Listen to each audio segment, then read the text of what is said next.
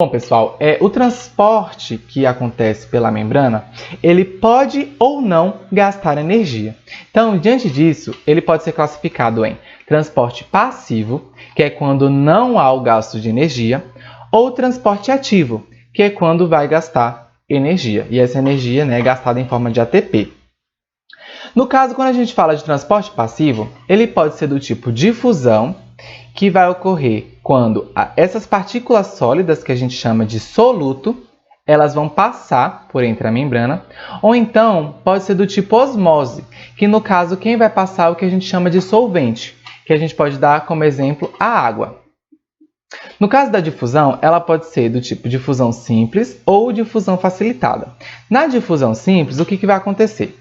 Essas partículas aqui, sólidas, que são a gente pode chamar de íons, como o sódio, que é também o soluto, elas vão passar por entre os pequenos espaços que se formam entre as moléculas dos fosfolipídios.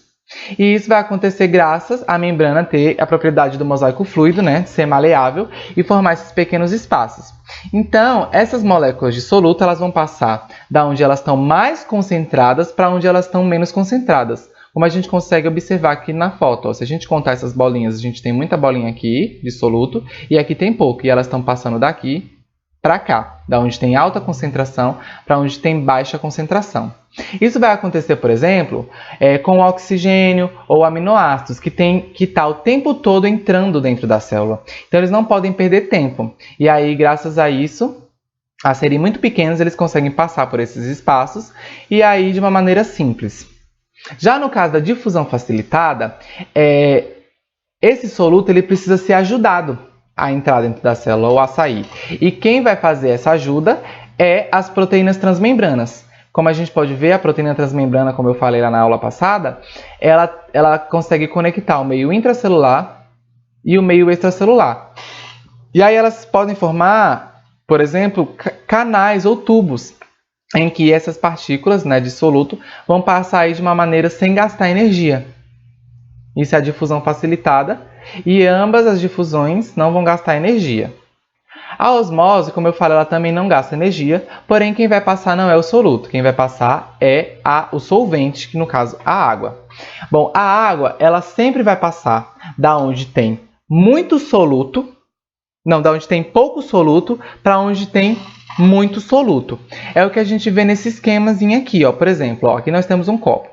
Desse lado do copo nós temos as bolinhas pretas que representam a água e uma única bolinha azul que vai representar o sódio, por exemplo, que é um íon, que é um soluto.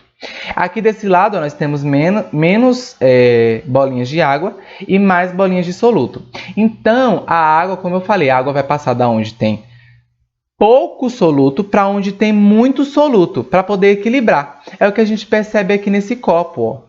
Aqui no meio nós temos o que a gente chama de membrana semipermeável. Essa membrana é semipermeável porque ela só permite a passagem da água, só a água vai conseguir passar.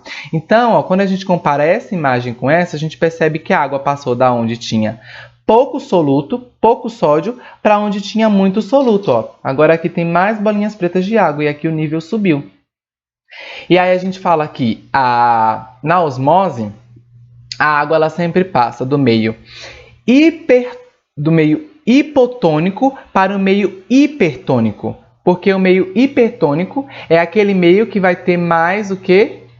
Moléculas de soluto. E aí a água tem que passar para ele para poder balancear os níveis.